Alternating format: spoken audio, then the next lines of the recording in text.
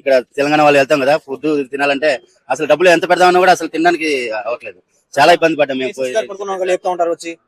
అదే కొంచెం ట్రైన్స్ గురించి వెయిటింగ్ చేస్తాం కదా, స్టేషన్ దగ్గర పడుకుంటే లేపుతా ఉంటారు. ఎప్పుడు వెళ్తారు, ఎక్కడికి వెళ్తారు అని అడుగుతూ ఉంటారు.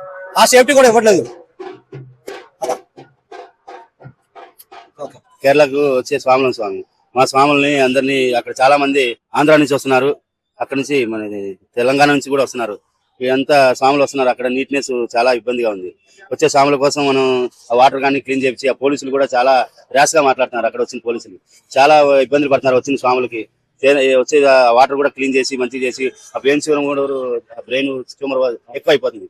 అట్లాంటివన్నీ కొద్దిగా పట్టించుకొని ఆంధ్ర వచ్చే భక్తులకు కానీ తెలంగాణ వచ్చే భక్తులు కానీ మంచిగా చూసుకుని చేస్తే మనం శబరిమల అందరూ భక్తితోటి దానితోటి వస్తున్నాం. మేము భక్తితో వచ్చిన భక్తులకి ఇట్లా చూస్తుంటే స్వాములు పెరగాలి కానీ తగ్గిపోతుంటారు. సంవత్సరం తగ్గిపోతున్నారు. ఎందుకంటే